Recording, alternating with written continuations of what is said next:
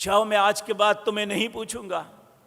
تو انہوں نے بڑی مکاری سے، اپنی طرف سے مکاری سے جواب دیا کہ جو یوسف نے اپنے بھائیوں سے کیا تھا ہم وہی توقع آپ سے رکھتے ہیں۔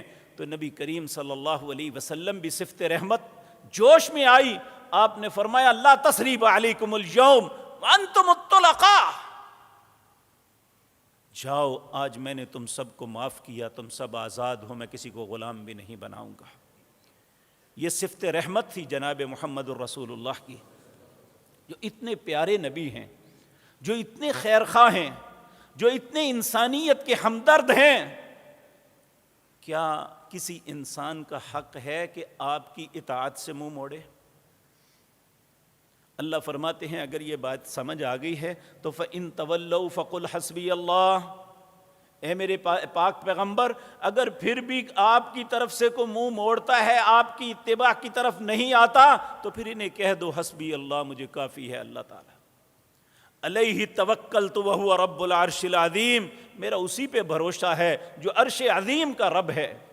یہ تو آپ کو اس وقت حکم ہی ہوا، لیکن یہ بات یاد رکھیں، یہ آیت بڑی خوبصورت ہے۔ نبی کریم یہ ہر مسلمان کو اپنے پلے باندھ لینی چاہیے۔ یہ سورۃ توبہ کی آخری آیت ہے۔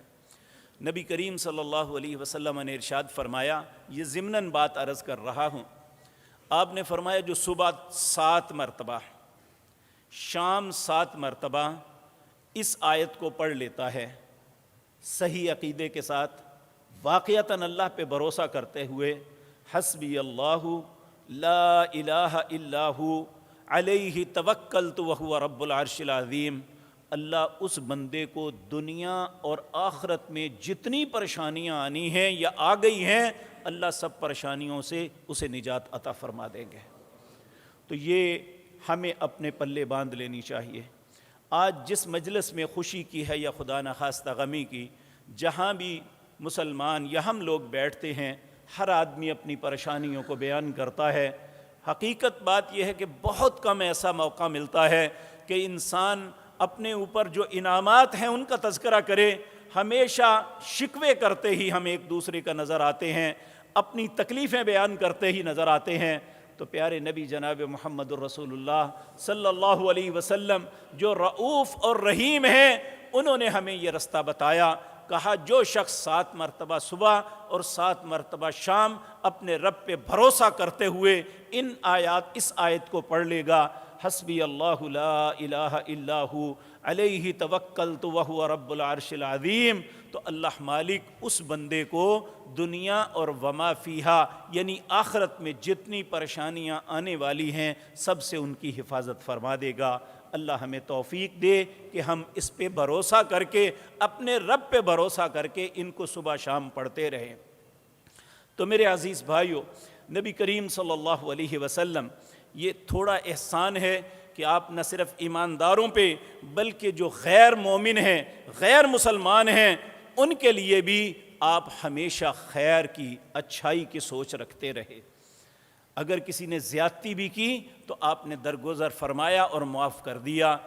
میرے بھائیو، اس کے بعد سب سے بڑی انسانیت پہ احسان نبی کریم صلی اللہ علیہ وسلم کا یہ ہے کہ جس وقت آپ دنیا میں تشریف لائے تھے، 2 مذاہب دنیا میں ایسے تھے جو اپنے آپ کو آسمانی مذہب کہتے تھے، ایک یہود تھے، ایک عیسائی تھے، اور ان کی کیفیت بھی اپنے رب کے معاملے میں یہ تھی، وقالت الیہود عزیر ابن اللہ، اللہ کا صحیح تصور ان کے ذہن سے محو ہو چکا۔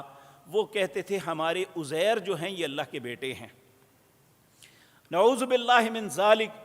حالانکہ یہ بات ذہن میں رکھنی چاہیے، اللہ مخلوق نہیں ہے، اللہ رب العزت کسی خواہش کے پابند نہیں ہے۔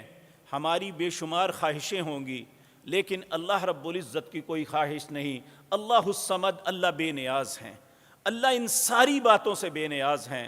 ہم کھائے پیے بغیر نہیں رہ سکتے لیکن اللہ ان باتوں سے بے نیاز ہیں۔ اور اللہ کے متعلق کہا فلا تضربوا للہ الامثال، اللہ کی کوئی مثال نہ بیان کیا کرو کہ اللہ ایسے ہوں گے ایسے ہوں گے، لیس کمثلہ شیء، اللہ کی مثال کوئی ہو ہی نہیں سکتا۔ اور جو عیسائی تھے ان کا عقیدہ یہ تھا، وہ کہتے تھے وقالت النصارى مسیح ابن اللہ، کہتے تھے مسیح جو ہے یہ اللہ کے بیٹے